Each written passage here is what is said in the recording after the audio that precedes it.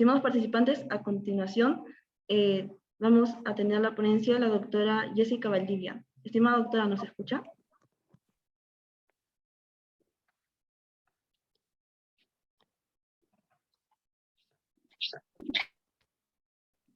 Hola, ¿me escucha? Sí, doctora. Muy Hola. buenas tardes. ¿Qué tal? ¿Cómo está? Muy buenas tardes. Buenas tardes, doctora. Bueno, en primer lugar, agradecerle por acompañarnos el día de hoy. ¿Y me confirma si va a usar alguna diapositiva para su ponencia? Sí, correcto. ¿Podría ir compartiéndolo para ver que no hubiera errores técnicos? A ver, dame un segundo, por favor. Se le escucha un poquito entrecortado.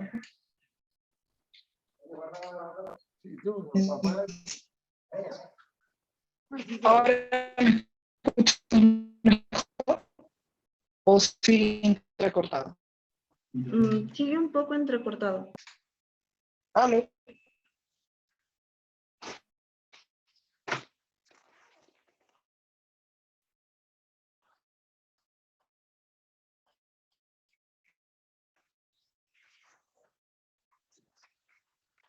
Dame No se le escucha, doctora.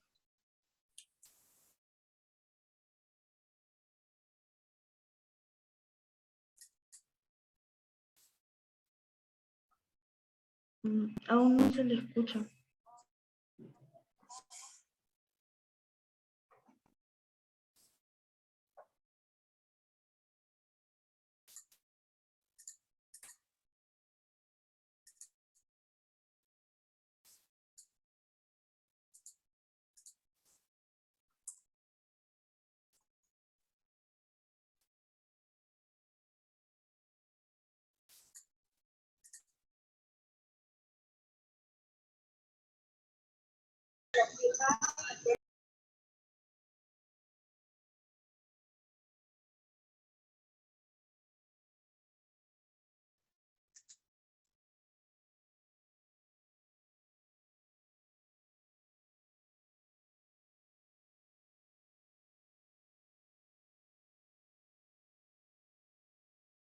¿Están ok con la...?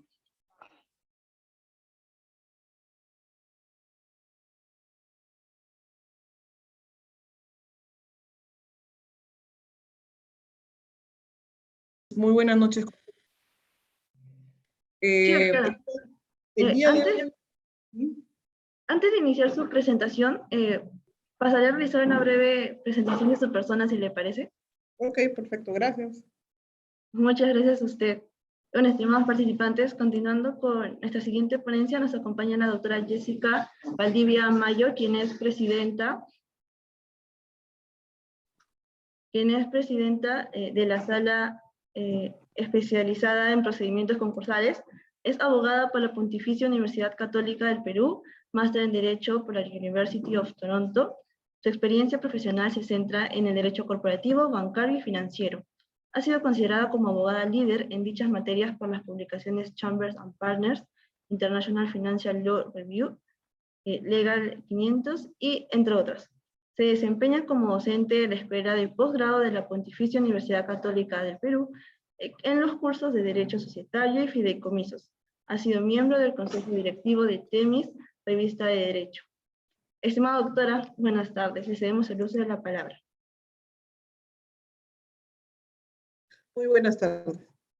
Muchísimas gracias por la presentación. Voy a prender mi cámara. Ahora sí. ¿Qué tal? ¿Cómo están? Muy buenas tardes. El día de hoy estamos juntos para conversar sobre reorganización societaria.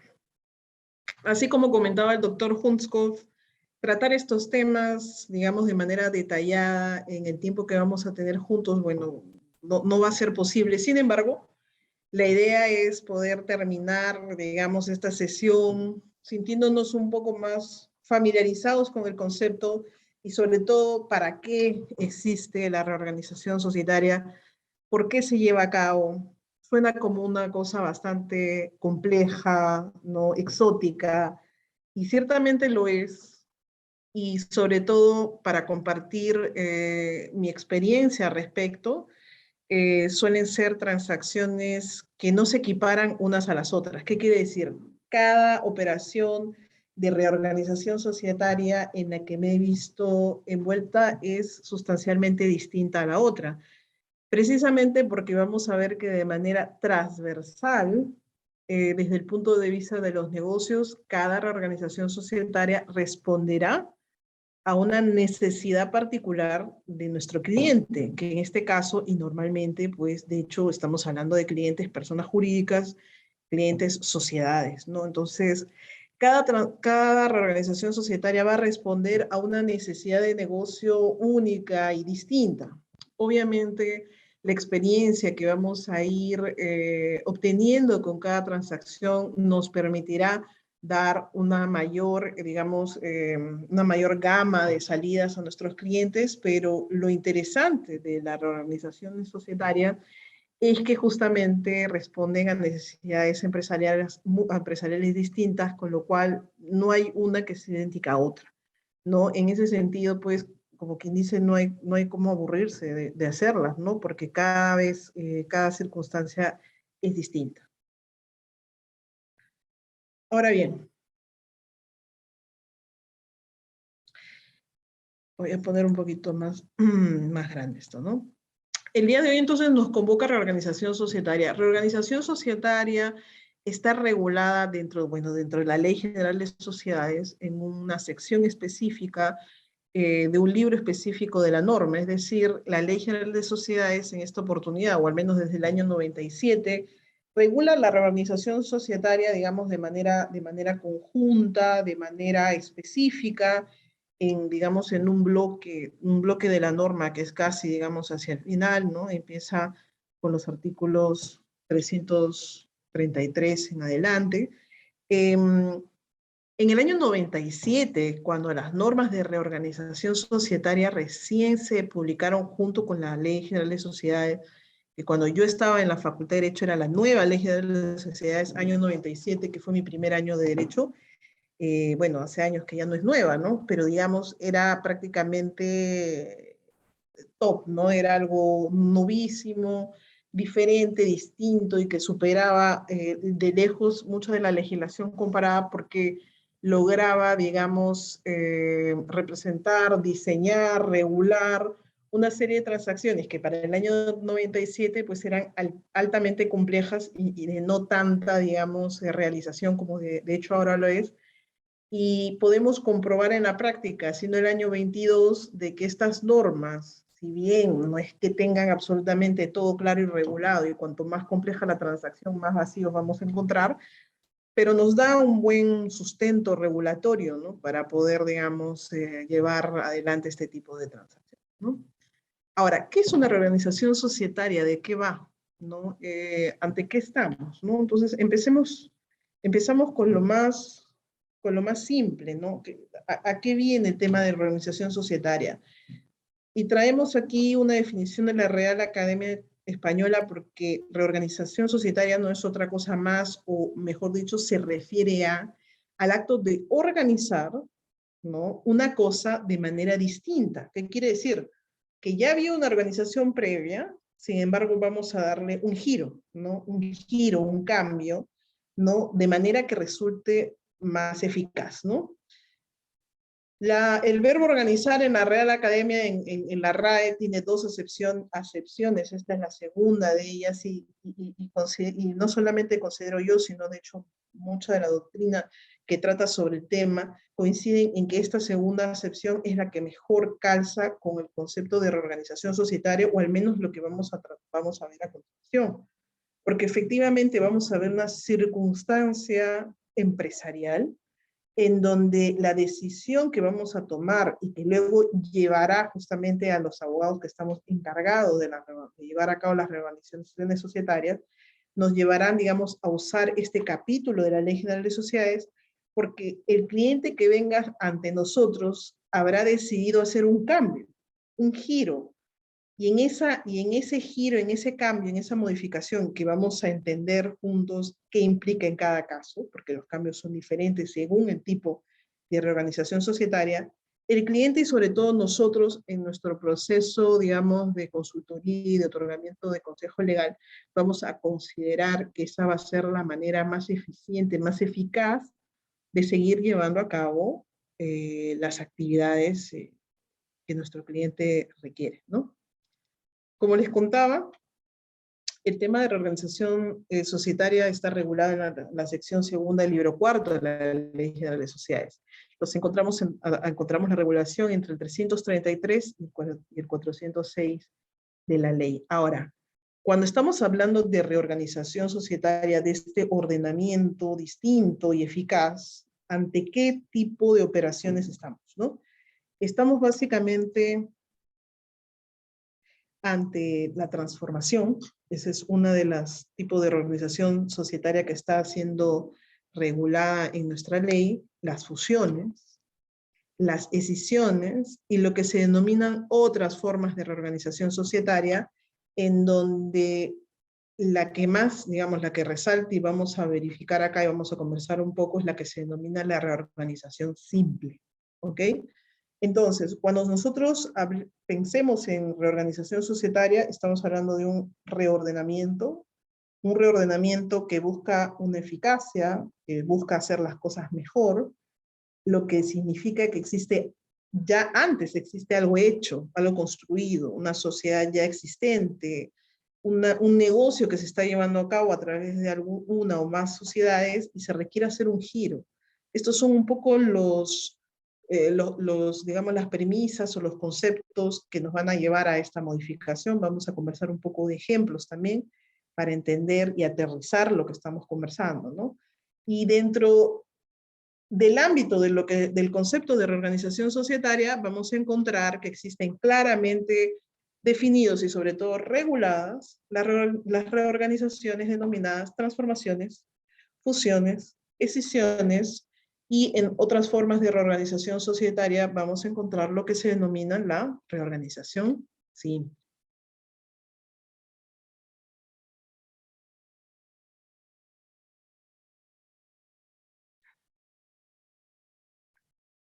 El doctor Elías La Rosa, consideraba, claro, en su análisis exegético, el que podemos encontrar en el derecho, en su libro de Derecho Societario, en el análisis de la Ley General de Sociedades, tomo 2, él hace todo un análisis de cómo era la regulación de la reorganización societaria antes de la ley del año 97, que es una ley de los años 70, si mal no recuerdo, y la ley que nos regula a la fecha, ¿no? Y justamente la apreciación que más resalta es que considera que la regulación actual que tenemos, bueno, respecto a la anterior, comprende de una mejor manera esta integridad de operaciones. ¿Cuáles operaciones? Las transformaciones, las fusiones, las escisiones y las reorganizaciones simples, ¿no? Pues se refieren a una adopción, dice, de organizaciones que son integradas, que son muchas veces múltiples. ¿Qué quiere decir? Que no solamente implican a dos empresas, sino a dos sociedades, normalmente o muchas veces, no siempre, vamos a encontrar una multiplicidad de participantes en este tipo de reorganizaciones, es decir, varias sociedades son las que van a quizás intervenir, ¿no? Y no solamente, como bien dice, va a implicar un cambio de estructura o de forma, ¿no? Sino también hay una real mutación que en la práctica incluso puede llevar a cambios en el ejercicio de la administración de una sociedad.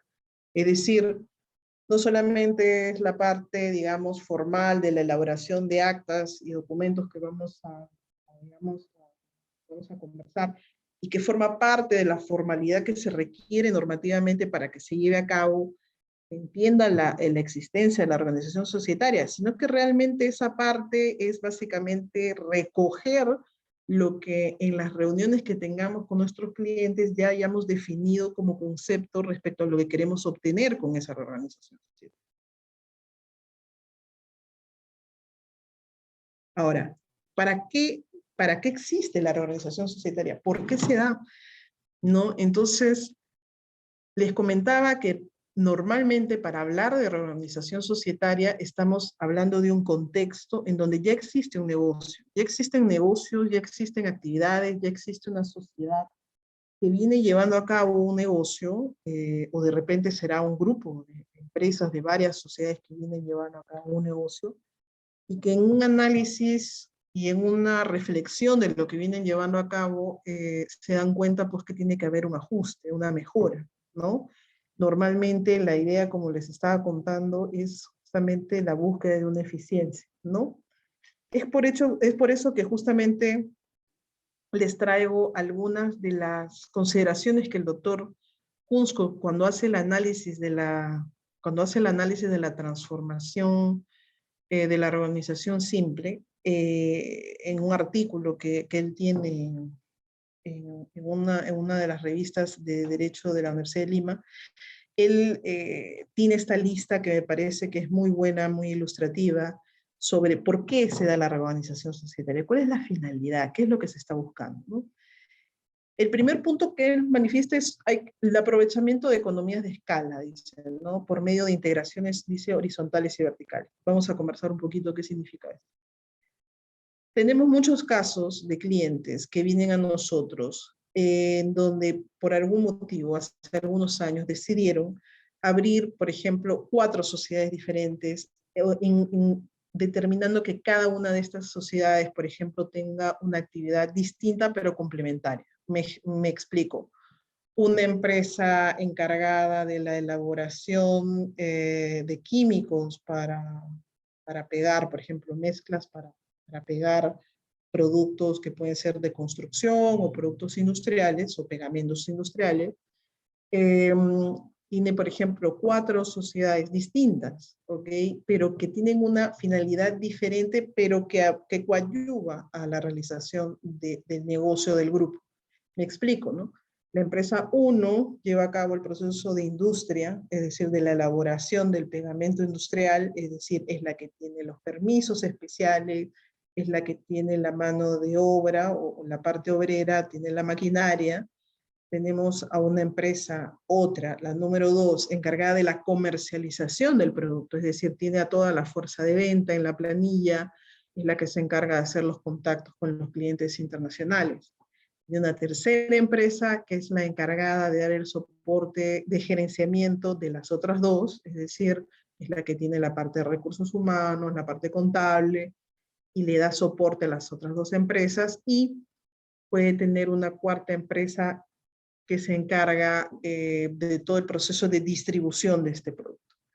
En la práctica puede haber ocurrido que en el momento que se decidió, consideraban que lo mejor para la estructura de este grupo de empresas que finalmente o que normalmente tienen propiedades normalmente idénticas o similares, ¿okay? Idénticas o similares, ahorita vamos a comprender por qué, hayan decidido en algún punto en el tiempo que tener las 4 sociedades y cada una con actividades distintas era lo mejor, ¿ok? Era lo mejor. Sin embargo, puede ocurrir, y en la práctica de hecho ocurre bastante, que como quiera que este tipo de sociedades suelen ser sociedades vinculadas, y ahí hay una palabra importante que es el tema de la vinculación por propiedad, ¿no? Es decir, normalmente comparten titulares o accionistas comunes. Vamos a ver que en la práctica, y a través de los años, porque hace 20 años esto no era un tema, hace 15 años no era un tema, pero ahora sí cada vez es más un tema, en la práctica tener, como en el ejemplo, 4 sociedades que hacen, digamos, una línea de negocio complementaria a la principal, que viene a ser en este caso del ejemplo de la industria del pegamento, ¿no? Que tenga además, digamos, titulares o propietarios, digamos, similares y cumplan con los criterios de titularidad o de propiedad conforme a las normas tributarias, generan una serie, digamos, esa circunstancia genera una serie de inconvenientes, no de inconvenientes, pero sí de sobrecostos tributarios.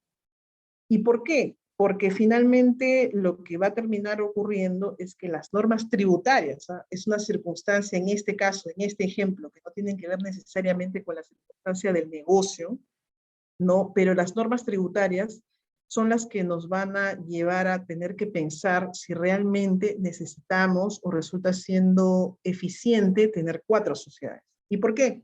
Porque como quiera que las normas tributarias como quiera que las normas tributarias tienen ahora implementadas una serie de normas que te obligan, digamos, a que cuando tengas relaciones comerciales entre sociedades vinculadas, ¿no? Que te obligan a tener valores de mercado, facturaciones especiales, informes de valoración, informes de precios de transferencia.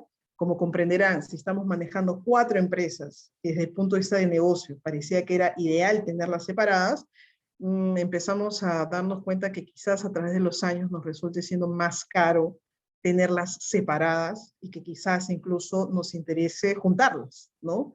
Y es ahí donde empieza, por ejemplo, una idea o es, digamos, el germen que puede llevar al estudio o a los clientes al estudio de abogados tocarnos las puertas y decir, nos hemos dado cuenta que tener 4 sociedades separadas, como en el ejemplo que les estoy dando, nos es muy caro. No, nos es muy caro. Tenemos una economía de escala, es decir, si nosotros juntamos las 4 empresas, podríamos hacer exactamente lo mismo que si las haríamos en 4 empresas diferentes y nos estaríamos, en este caso, ahorrando el costo tributario que implica justamente implementar todas las normas de precios de transferencia y las normas de vinculación que, por ejemplo, nos está exigiendo la ley tributaria. Hacemos un análisis y nos damos cuenta que efectivamente en la sumatoria de la planilla, más los activos, digamos, más las actividades que realizan estas sociedades, resulta siendo más pertinente y más eficiente el que estén juntas, ¿no? Y ahí se activará quizás, o de seguro, como recomendación de reorganización, por ejemplo, que fusionemos esas 4 empresas, ¿no? No vale la pena tenerlas separadas, hay que juntarlas, hay que fusionar las 4 empresas para poder hacer, digamos, una actividad más eficiente desde la perspectiva tributaria.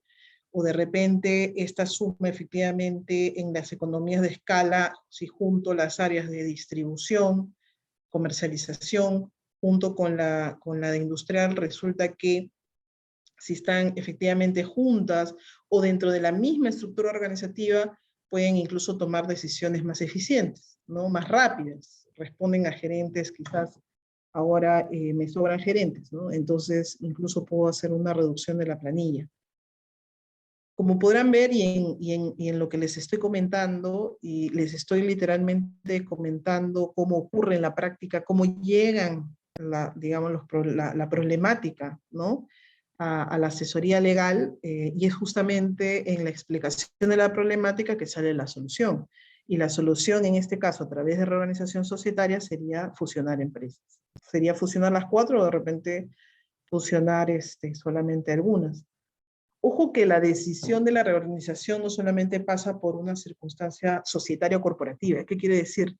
Que la cuestión societaria y la regulación de la reorganización societaria está ahí para usarla en la medida que calce a las necesidades de otros aspectos legales del cliente. ¿Qué quiere decir? Que no porque tengamos normas de reorganización societaria de manera compulsiva las vamos a aplicar, o es porque yo como asesora voy a ir, digamos, necesariamente prodigando o, digamos, indicando de que deberíamos hacer una reorganización societaria en todos los casos. Voy a dar un ejemplo. Como ustedes bien saben, si es que estamos ante sociedades con más de 20 trabajadores en planilla, las sociedades, se activa para las sociedades la obligación de hacer la distribución de utilidades, ¿no? Distribución de utilidades.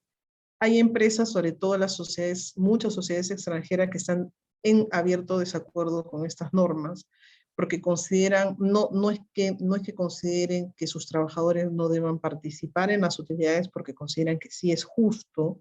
Lo que no les parece correcto es el hecho de que la ley básicamente pone un porcentaje de distribución, pero no hay una meritocracia para obtenerlo. ¿Qué quiere decir? Que es un porcentaje, dependiendo del tipo de sociedad, 8, 10, 11%, y ese porcentaje se tiene que dividir o distribuir sí o sí. Queda claro que las sociedades son las que ponen un poco los criterios de distribución según grados de responsabilidad de involucramiento en el negocio, pero los tienes que pero tienes la obligación de entregar sí o sí, y consideran pues que no todos los casos hay gente que realmente debería, por un tema de meritocracia, obtenerlo, ¿no? Entonces, como quiera que la norma es blanco o negro, es decir, si hay utilidades las das y si no hay no las das, es decir, si hay utilidades las vas a dar sí o sí, así sea un sol, ¿no? No están de acuerdo, no están de acuerdo y ciertamente evaden o traten de evadir el hecho de tener más de 20 personas en la planilla.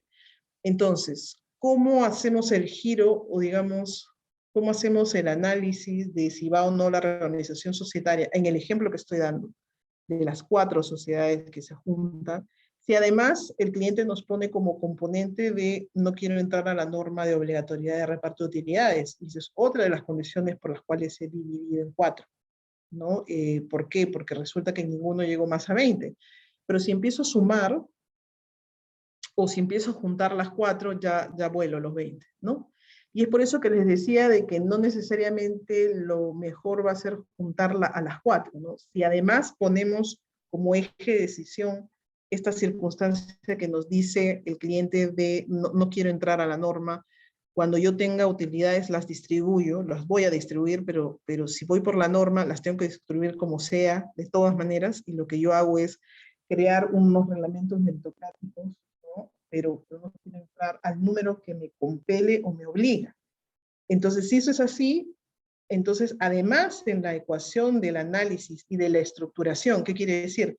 De lo que nosotros como abogados debemos armar para mejorar la eficiencia bajo las condiciones que nos pone el cliente, deberemos además darnos cuenta que la sumatoria de las planillas no deberán dar más de 20. ¿Ok? Objetivamente, entonces, quizás al final nos terminemos fusionando las empresas de manera tal que queden 2, bajo este entendimiento.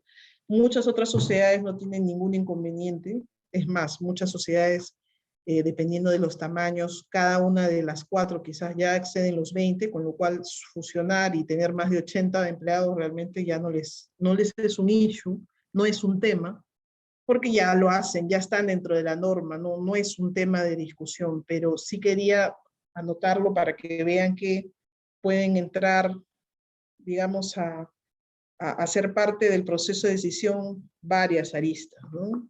Y nosotros como abogados tenemos, digamos, la obligación de ver todas esas aristas y tratar de encontrar la mejor salida en base a las herramientas que nos da la Ley General de Sociedades.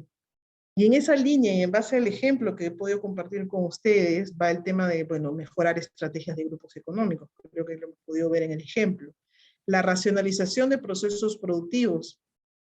De repente el ejemplo puede ser al revés. Podemos estar ante una sociedad que genera digamos, una industria, por ejemplo, de servicios de imprenta que tiene gran maquinaria y que prefiere racionalizar el proceso productivo y toda la parte, por ejemplo, de diseño digital, sacarlo digamos, de ese negocio. Entonces ya no estamos hablando de una fusión, estamos hablando de una escisión, una partición para racionalizar o mejorar los procesos productivos. Quiero dejar la parte industrial separada de la parte, digamos, de creación digital, ¿no? Si es que estamos hablando, por ejemplo, de un servicio de imprenta.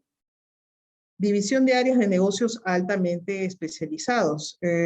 Aquí podemos dar como ejemplo, en el tema farmacéutico, a veces existen las áreas de innovación y de alta investigación científica, pueden terminar estando aislados en, digamos, en una unidad de negocio, es decir, a través de una sociedad diferente, por decisión de la farmacéutica, porque de repente es una sociedad que vive de un financiamiento especial justamente porque está dedicada a hacer estudios altamente especializados, ¿no?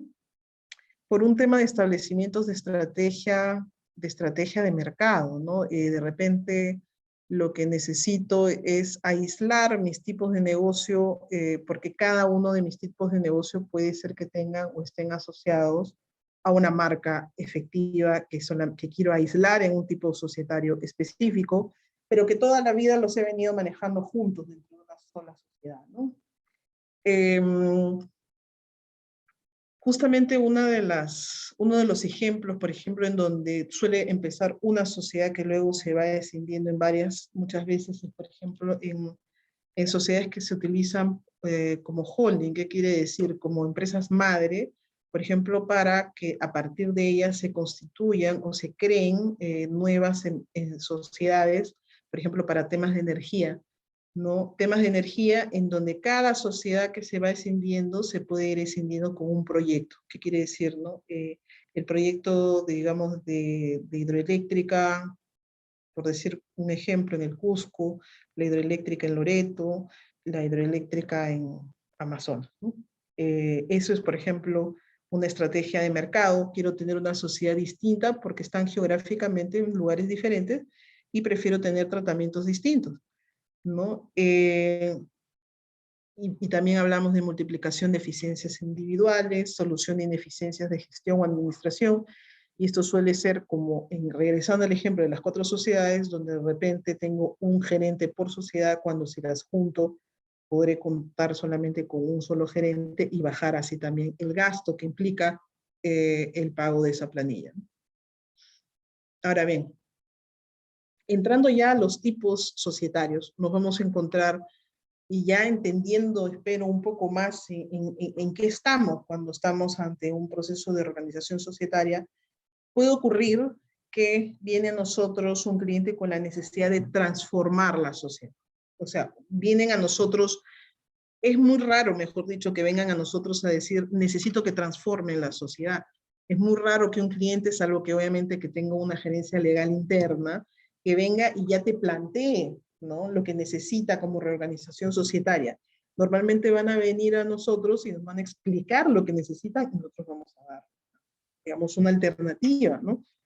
Ahora, ¿qué alternativa en este caso o qué herramienta te da la transformación? ¿Qué es la transformación societaria? La transformación societaria no es otra cosa más que una conversión, ¿no? Es una conversión en donde lo que vamos a convertir es una sociedad de un tipo societario a otro. ¿Qué quiere decir? Tenemos distintos tipos societarios regulados en la Ley General de Sociedades, ¿no? Como sabemos, estamos ante la sociedad anónima cerrada, sociedad anónima abierta, colectiva, en comandita, comercial de responsabilidad limitada, estamos ante la sociedad civil. Tenemos mínimamente 7 tipos societarios, ¿no? Tenemos mínimamente 7 tipos societarios que estamos, digamos, regulados, que tenemos regulados en la Ley General de Sociedades, ¿no? Lo que te dice la Ley General de Sociedades, o lo que te permite la Ley General de Sociedades, es transformar, por ejemplo, una sociedad anónima cerrada en una sociedad anónima. Una sociedad anónima en una sociedad comercial de responsabilidad limitada. Es decir, transformar, pasarse de un tipo societario a otro dentro de los tipos societarios que están regulados dentro de la propia Ley General de Sociedades. ¿Ok? Esa es una acepción o una versión de transformación. Otro tipo de transformación que la ley nos permite es la de pasar de una sociedad a cualquier otro tipo de persona jurídica. Me explico. Por ejemplo, podría ocurrir que somos una sociedad anónima cerrada de 2 accionistas. Resulta que uno de los accionistas ya no quiere seguir en el negocio. Yo como el otro, que soy el otro accionista, deseo consolidar en mí todas las acciones. Pero la Ley General de Sociedades me exige que siempre tenga un coaccionista. Pero resulta que la única persona en la que realmente confiaba para llevar a cabo ese negocio era esa persona que se está yendo del negocio. Entonces, como quiera que no quiero llevar el negocio con nadie más, y la ley sí me exige, ¿no?, llevar a cabo el tipo societario con mínimo 2 accionistas, porque no tenemos el tipo societario de un accionista como puede ocurrir en Chile.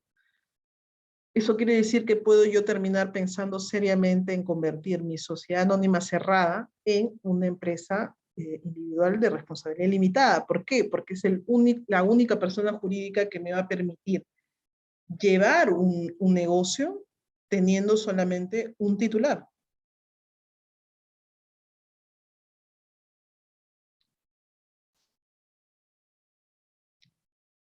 Muy bien. Entonces, la tercera forma o acepción de transformación es la conversión de cualquier tipo de persona jurídica constituida en el Perú que no sea una sociedad a alguna de las sociedades de la Ley General de Sociedades, ¿no? En este caso, en la conversión de cualquier tipo de persona jurídica, estamos hablando ya de personas jurídicas que están fuera de la Ley General de Sociedades, ¿no?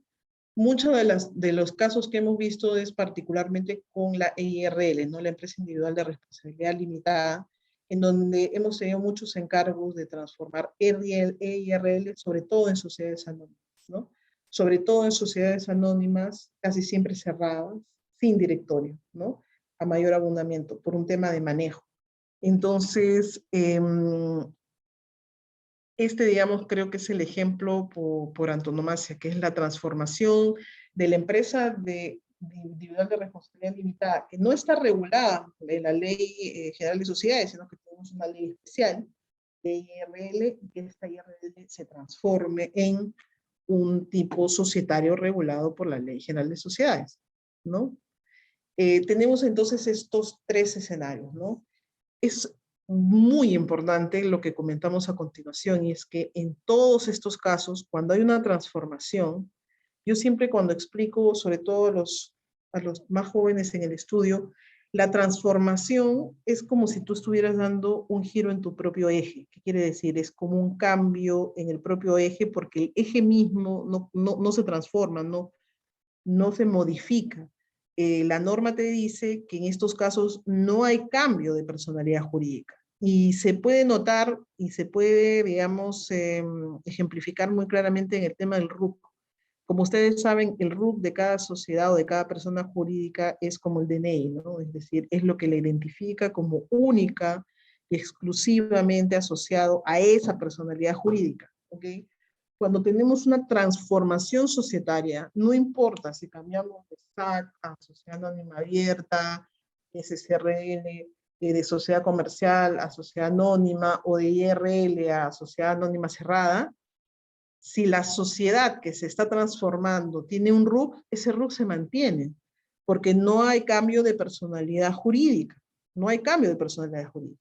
Sin embargo, como quiera que ya no me voy a llamar JVAL EIRL, si no pasaría a ser JVAL SAC, como quiera que sí hay ese cambio, yo voy a tener que actualizar una serie de información. ¿Por qué? Porque tengo mi licencia con el nombre JVAL EIRL, tendré mi certificado de defensa civil con JVAL EIRL, tendré mi registro en OCE para procesos de selección con el Estado con JVAL EIRL, tendré una serie quizás, si es que hago actividades especializadas, quizás de licencias, autorizaciones o permisos con JVAL EIRL. Y de hecho en mi RUC salgo como JVAL EIRL, pero si yo acuerdo una transformación a JVAL Sociedad Anónima Cerrada, ¿no? A JVAL SAC, eso significa que yo tengo que hacer una actualización para todos estos permisos para que obviamente ahora estemos alineados a este cambio. Y respecto a esos cambios, en la práctica, doctores, es casi hacer solamente un cambio de denominación. Me explico.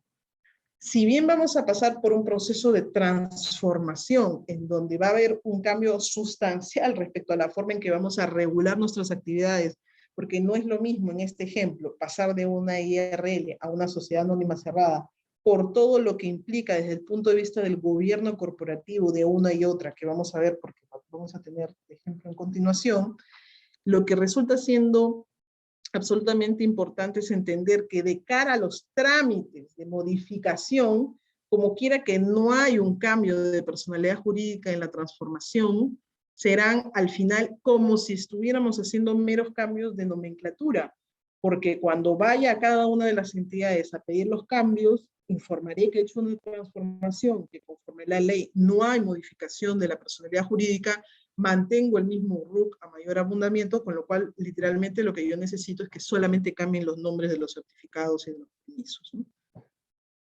Muy bien. En la transformación tampoco hay una participación de la participación porcentual de los socios, ¿no? Les quiero dar un ejemplo de transformación de IRL a sociedad anónima cerrada, que es mucho como muchas veces transita el tema de la transformación. Muchas IRLs, doctores, empezaron como sociedades familiares pequeñas, en donde el padre es el dueño, el titular, gerente, que se llama de la IRL. Son IRLs que realmente han alcanzado con mucho esfuerzo muchísimo mercado, muchísima facturación, y es hora de abrir, es decir, ya no va a ser solo uno el dueño, sino más, y normalmente abres esta titularidad, es decir, esta titularidad sobre el patrimonio a más personas, que normalmente suelen ser tus hijos, ¿no? Entonces, esta transformación de IRL a sociedad anónima cerrada tiene varias implicancias. La primera es la obvia, que ya no vamos a hablar de un titular gerente, sino que vamos a hablar de accionistas. Como quiera que me exigen mínimo 2 accionistas, eso implica de que tengo, digamos, que abrir el accionariado, ¿no? Va a tener que entrar un nuevo accionista que en el ejemplo que les estoy dando de empresa familiar, entrará pues algún hijo o alguien de la segunda generación, ya sea aportando o será que digamos, este titular inicial le donará algunas acciones, ¿no?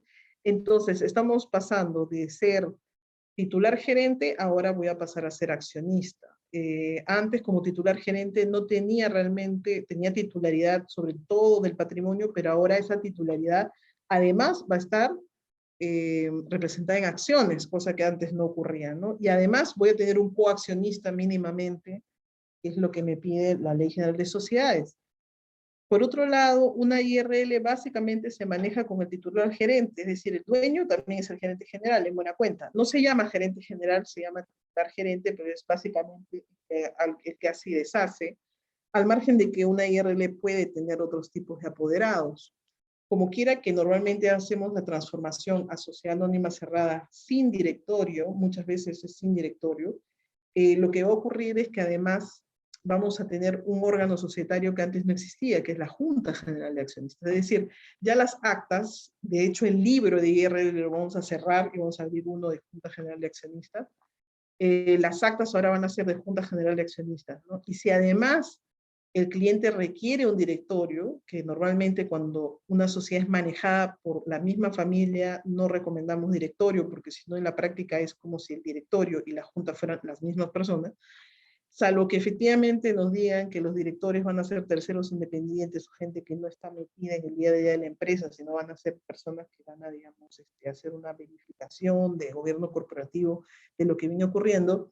Si va a haber además un directorio, significa que vamos a tener 2 órganos societarios nuevos con todo lo que eso implica en los procedimientos de aprobación de acuerdos conforme a la Ley General de Sociedades, porque todo lo que va juntas suele pasar primero por el directorio, ¿no?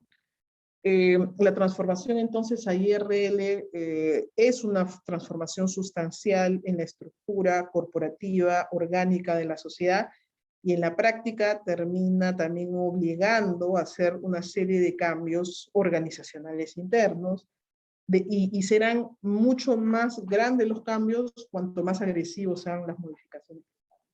También hemos visto muchos casos de transformación de sociedades anónimas con directorio de empresas grandes que son subsidiarias de empresas extranjeras, normalmente americanas, y estas han variado o han virado a la sociedad comercial de responsabilidad limitada. ¿Por qué sociedad comercial de responsabilidad limitada? Lo piden mucho, esta variación la piden mucho, sobre todo sociedades que son subsidiarias de empresas americanas, porque las normas tributarias americanas permiten consolidar las pérdidas que las sociedades americanas tengan en subsidiarias fuera de los Estados Unidos, las consolidan en la medida que la sociedad peruana tenga la forma de sociedad comercial de responsabilidad limitada, es decir, es una transformación que se hace por un tema de eficiencia tributaria que tiene que ver con la matriz, ¿no?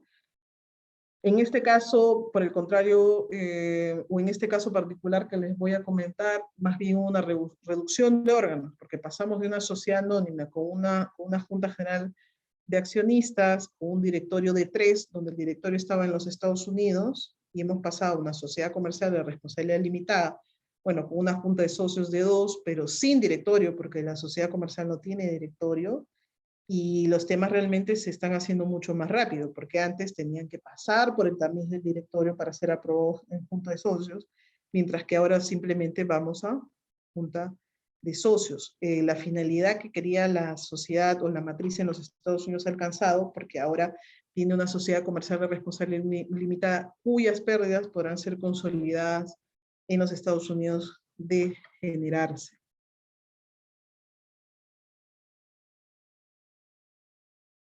Ahora bien, siguiendo en la línea del entendimiento de qué van estos procesos de reorganización societaria, ahora estamos ante la fusión. La transformación entonces era un giro sobre el propio eje. Estamos en la misma personalidad jurídica, pero van a haber cambios resonantes en la estructura dependiendo de desde qué vamos a virar hacia qué tipo societario. Esto puede terminar implicando un aumento o una reducción de órganos corporativos y de estructuras societarias internas. En el caso de la fusión, normalmente, de hecho, estamos ante una reunión, ¿no? Una reunión, vamos a juntar cosas, ¿no? Por eso se llama fusión, vamos a conjuntar sociedades, ¿no? Y vamos a generar un proceso de concentración, ¿no? Entonces, transformación es un cambio, una conversión, sin perder la personalidad jurídica previa. En el caso de la fusión, estamos hablando de una concentración empresarial, ¿no? ¿Qué es lo que va a ocurrir y qué es lo que nos regula la Ley General de Sociedades? Va a poder ocurrir que hay una fusión de 2 o más sociedades, ¿no? Pueden ser 2 o más sociedades, si son más de 2, estaríamos hablando de hecho de una fusión compleja. Para quitarle complejidad vamos a hablar de 2 sociedades, ¿no? Que se juntan para constituir una nueva, ¿no? Para constituir una nueva que las incorpora, es decir, la sumatoria de las 2 genera una nueva sociedad. Esto definitivamente va a originar, a diferencia de la transformación, esta fusión para juntarse y crear la nueva, va a generar la extinción de la personalidad jurídica de las incorporadas, ¿no?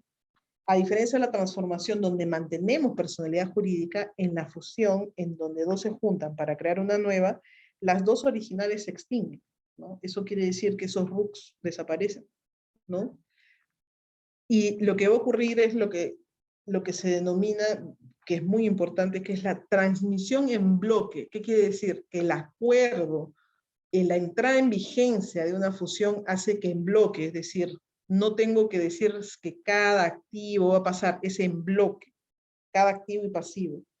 Va a haber una transmisión en bloque, una sumatoria en bloque y a título universal, es decir, va a incluir a todo lo que tenían ambas empresas en sus estados financieros, tanto activo como pasivo como patrimonio, y se van a incorporar o van a ser ahora de la nueva sociedad, ¿no? Importante el concepto de la transmisión en bloque y a título universal, ¿no? Porque eso ¿qué significa? Que ya no va a ser que el acuerdo y el acuerdo de fusión y la entrada en vigencia de la fusión va a implicar que no necesitamos tener contratos de transferencia de activos individuales para pasársela de las sociedades que se extinguen a la nueva. No, pues, porque como justamente hay una, digamos, una unión de las 2 sociedades, una desaparición de la personalidad jurídica de las antiguas, de las que dan pie a la nueva, lo que va a haber es una transmisión en bloque, es decir, la sola fusión va a generar la transferencia a título universal de todo el patrimonio, que quiere decir que es del activo y del pasivo, ¿no? Ese es uno de los casos, ¿no? El otro de los casos que regula la norma para la fusión es la absorción, es decir, tengo ya una sociedad existente que lo que hace, esta es una sociedad existente que lo que hace es absorbe a otra, ¿no? Lo que ocurre es que, claro, si yo, sociedad existente, absorbo a otra, la absorbida se extingue, ¿no? Se va a extinguir la personalidad jurídica de la absorbida, ¿no? Y la absorbente va a asumir a título universal nuevamente y en bloque los patrimonios de las absorbidas, pero nuestro ejemplo es de la absorbida para hacerlo menos complejo. Entonces tenemos fusión de 2 sociedades existentes para crear una, desaparición de las personalidades jurídicas de las originarias, por así decirlo, y transmisión en bloque y a título universal de los patrimonios, ¿no? Y en el otro caso tendremos una sociedad existente que absorbe a otra sociedad, ¿no? A otra sociedad existente, la sociedad absorbida desaparece y nuevamente hay una transmisión a título universal y en bloque del patrimonio de la absorbida.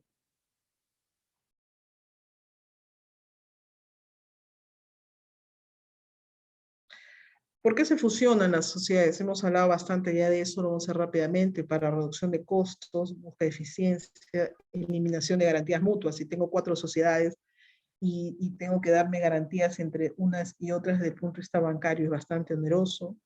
Eliminación de incompatibilidades y conflictos, evitar el sobrecosto tributario que ya hemos conversado inicialmente para cuando hemos conversado sobre todo la introducción a la reorganización societaria, pero que cuando se juntan las sociedades, digamos, o cuando estamos hablando de fusión, se nota, digamos, más la eficiencia que se puede generar para evitar el sobrecosto, porque lo que les puedo transmitir es que cuanto más sociedades tengamos dentro de un grupo, ¿no?, de sociedades y entre ellas tengan una actividad, una relación, va a haber un mayor coste tributario. A ver, lo interesante, y ya hemos visto que cuando hay fusión, hay extinción, ¿no? Vamos a extinguir las dos que se juntan para crear la nueva, o vamos a extinguir la que es absorbida. Sin embargo, la propia norma te genera una vía, digamos, rápida de extinción, porque no vamos a pasar por el proceso de disolución y liquidación de la sociedad para que se genere esa extinción. Esa extinción va a ser una consecuencia natural, legal, del propio acuerdo, digamos, de fusión en los términos que hemos descrito, es decir, que no se juntan para crear una o que una absorbe a la otra, ¿no? Y de manera expresa la norma te dice que no vamos a requerir acordar la disolución y la liquidación de la sociedad. La propia fusión genera este efecto en cadena, ¿no? Bien importante tomar en consideración que cuando fusionamos sociedades, como quiera sabemos que las sociedades tienen titulares o dueños, ¿no? Tienen titulares o dueños. Entonces, si nosotros juntamos 2 sociedades, significa que los que eran accionistas de esta sociedad A y esta B, y luego se juntan, significa que si tenemos 2 accionistas aquí diferentes, digamos, A, B y C y D, significa que si juntamos las 2 sociedades, tendremos a los accionistas A, B, C y D, ahora accionistas de esta nueva sociedad. Es importante tomar en consideración que cuando hablamos de fusión, los intercambios de acciones o digamos el cambio de accionistas que se van a dar es a nivel justamente de los dueños, A más B más C más D en este ejemplo. Es importante tomarlo en consideración porque luego vamos a ver el tema de la reorganización simple, y la reorganización simple se parece mucho a una fusión, salvo en esto que estamos conversando ahorita, que es respecto a quién recibe las acciones, ¿no? Un documento de la más absoluta relevancia en la fusión es lo que se denomina el proyecto de fusión. El proyecto de fusión no es una formalidad, el proyecto, o de hecho lo es, pero digamos, no debemos tomarla solo como tal. El proyecto de fusión es el documento en donde vamos a manifestar claramente todas estas consideraciones que hemos conversado de manera inicial. Es decir, un buen proyecto de fusión debería ser un documento en donde nosotros revisemos y entendamos las consideraciones legales y económicas y estratégicas de qué nos lleva a este proceso de fusión, ¿no? Es un documento que tiene que ser aprobado por la administración de la empresa o de la sociedad. Si la sociedad tiene un directorio, lo aprueba el directorio. Si la sociedad no tiene directorio, lo aprueba la gerencia general. Y es esta aprobación previa, con aprobación previa es que se levanta para aprobación en Junta General de Accionistas. Les dejo los requisitos mínimos del proyecto de fusión, donde debemos explicar por qué tipo de fusión estamos optando. Ya hemos visto que vamos a estar ante 2. ¿Cuál es la relación de canje? Es decir, ¿cuál va a ser la posición en la que van a quedar las acciones de A más B más C más D en este ejemplo que hemos puesto? Porque puede ocurrir que obviamente, o va a ocurrir de todas maneras, que las sociedades que se fusionan no son iguales, es decir, no valen lo mismo. Sus acciones no valen lo mismo. Es probable que A y B tengan 50-50, B y C también, perdón, C y D también, pero tengan el 50% de sociedades que valen distinto. Sin embargo, todo esto se va a fusionar y se va a generar una relación de canje, que quiere decir, la relación de canje es justamente las acciones que yo como accionista de la sociedad que se fusione y que va a generar nuevas acciones a mi favor, se me van a emitir tomando una serie de consideraciones, entre las cuales suele ser la más importante, precisamente el valor de lo que yo aporto en este proceso de consolidación, ¿no? Esa es la relación de canje de acciones, ¿no? y uno de los puntos más importantes es la fecha de entrada en vigencia, ¿no? ¿Desde cuándo vamos a empezar este proceso de fusión? Es de la más absoluta relevancia porque a partir de la fecha de entrada en vigencia, que normalmente suele ser un primer día hábil de cada mes, muchas veces preguntan, ¿puede ser la quincena del mes? En principio puede ser cualquier día, ¿no? No es que la ley me diga que tiene que ser un 1 o un 20, pero vamos a buscar que sea el 1 de algún mes, ¿ok? No necesariamente el 1 de enero, pero el 1 de enero de cada mes.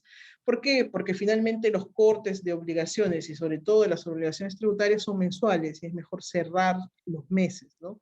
Entonces, una fecha de entrada en vigencia ideal, que normalmente es al día siguiente, que de hecho es al día siguiente de la fecha de escritura pública, entonces ustedes me dirán, eso significa que tengo que calzar la fecha de escritura pública el 31 de julio para que sea el 1 de agosto, la respuesta es sí, y se trabaja mucho de esa manera.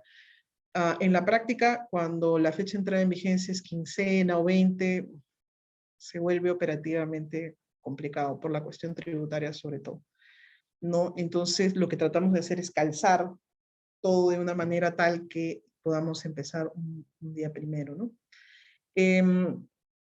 Los proyectos de fusión deben incorporar los informes legales, los análisis, la parte del análisis tributario, la cuestión laboral que hemos visto, la parte contable, ¿no? Y cualquier otra información que sea, digamos, de relevancia. Lo ideal sería que si revisamos el proyecto de fusión de una sociedad, que por ejemplo vamos a entrar a asesorar y vamos a leer sus libros para entender un poco cuáles son sus antecedentes, nos encontremos pues ante un proyecto de fusión que esté sustentado e interesante. A ver, si una sociedad no está realmente regulada por una superintendencia de mercado de valores o una superintendencia de banca y seguros, realmente no existe en el Perú una superintendencia de sociedades como en Colombia, en donde sí hay una serie de formalidades que seguir y es una entidad a la que hay que presentar información.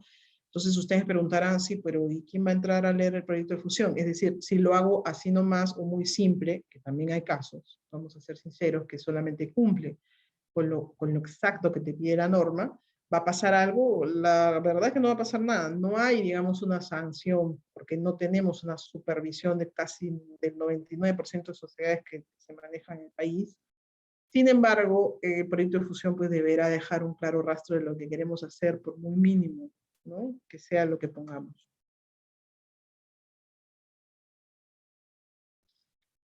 Rápidamente conversamos de la decisión, ¿no? A diferencia de la función que estamos hablando de un amalgamiento, ¿no?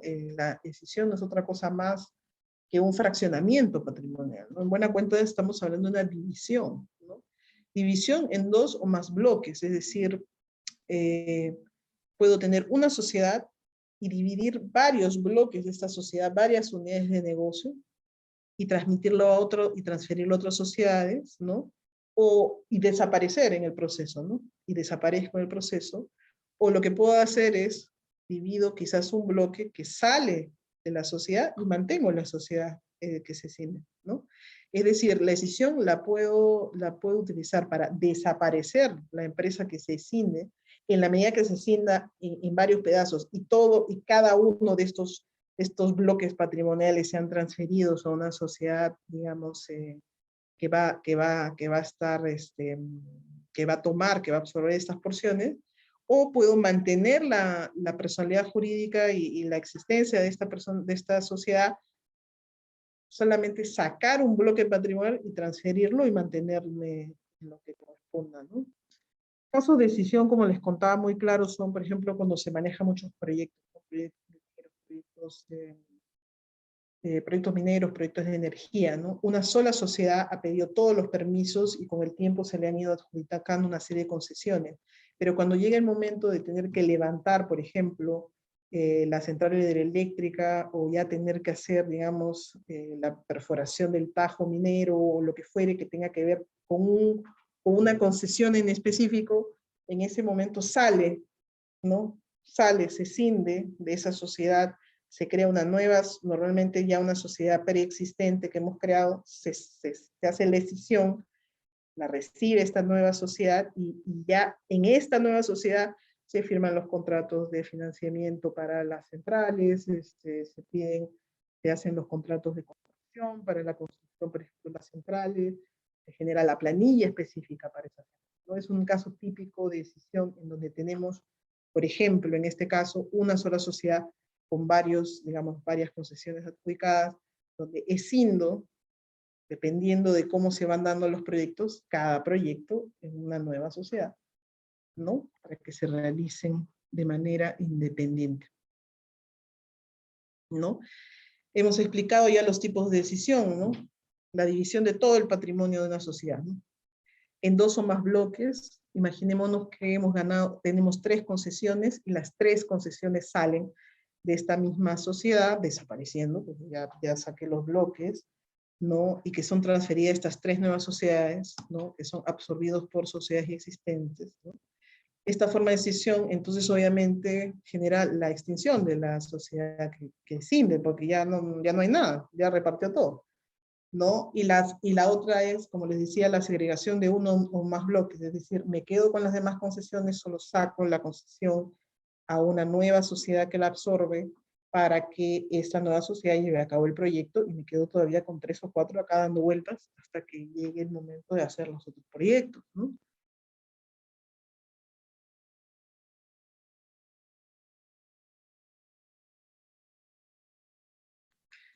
Al igual que en la fusión, el impacto, digamos, de la escisión, de la división patrimonial, la van a tener los accionistas, es decir, los titulares de las acciones de las sociedades, ¿no? Porque claro, como quiera que las acciones son el reflejo de lo que yo mantengo como titularidad en el capital social de una empresa, y al momento de hacer una división arranca un pedazo de ese capital, obviamente ese capital que se arranca se va con la titularidad de la porción de las acciones que se van en los porcentajes que correspondan. Entonces, por eso se dice que en los 2 casos que hemos visto o que estamos comentando de escisión, los socios o accionistas de las sociedades escindidas reciben en la nueva sociedad, ¿no?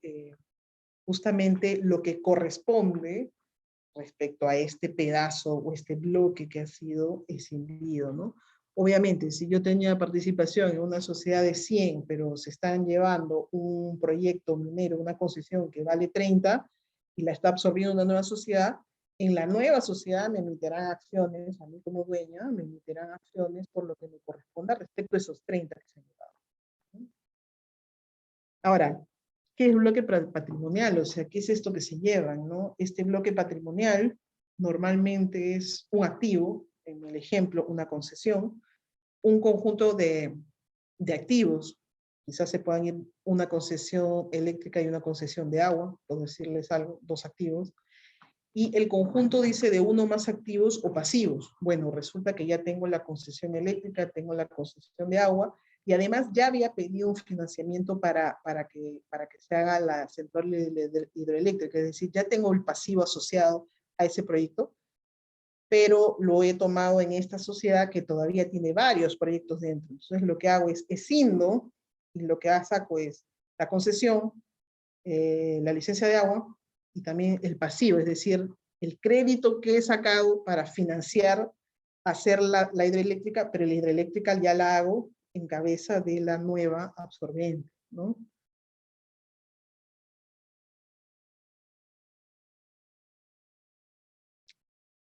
Rápidamente, entonces, por reorganización simple. La reorganización simple está dentro de la bolsa de otros tipos de reorganización societaria, ¿no?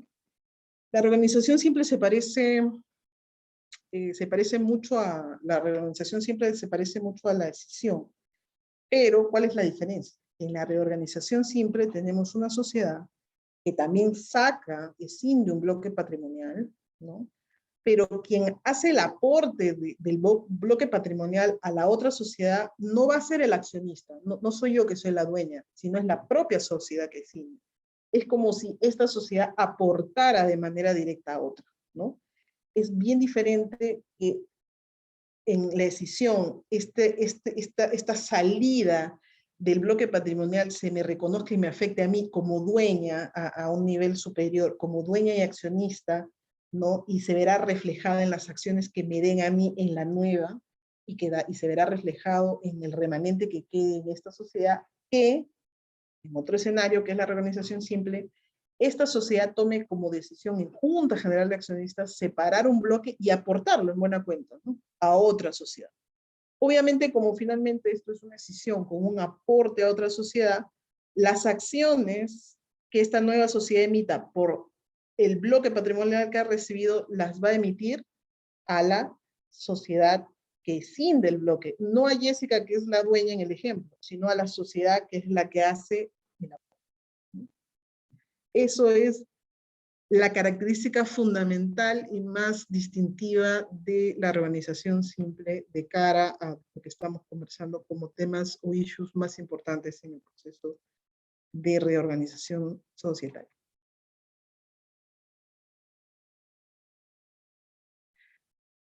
Esos eran básicamente los conceptos que quería transmitirles en esta charla, en esta conferencia de manera muy sucinta, pero por sobre todo tenía como finalidad entender cuál es la lógica económica y de negocio que existe detrás del proceso de reorganización societaria, digamos de manera fundamental, porque a partir de ese entendimiento podemos tener mucho más claro cómo llevar a cabo este tipo de procedimientos. Porque como siempre digo, los procedimientos y los trámites nos los aprendemos si leemos la ley. Lo que tenemos que entender es qué es lo que está de fondo en el negocio y cómo usamos estas herramientas conforme a la Ley General de Sociedades. Gracias. Muchas gracias, estimada doctora, por su disertación del día de hoy. Y bueno, si alguno de nuestros participantes tiene alguna consulta o una pregunta, puede levantar la mano o escribirlo en el chat. O si gustan, pueden hacerlo oralmente. Unos segundos. Bueno, no hay preguntas, así que al parecer todo ha quedado muy claro, estimada doctora. Agradecerle una vez más por acompañarnos el día de hoy y esperamos contar con usted en una siguiente oportunidad. Muchas gracias, doctora. Muchísimas gracias. Buenas noches. Buenas noches. Y bueno, estimados participantes, el día de hoy nos ha acompañado la doctora y nos reencontramos el día lunes 28 de febrero a las 6 de la tarde. Buenas noches con todos. Buenas noches, doctora. Muchas gracias. Muy buenas noches.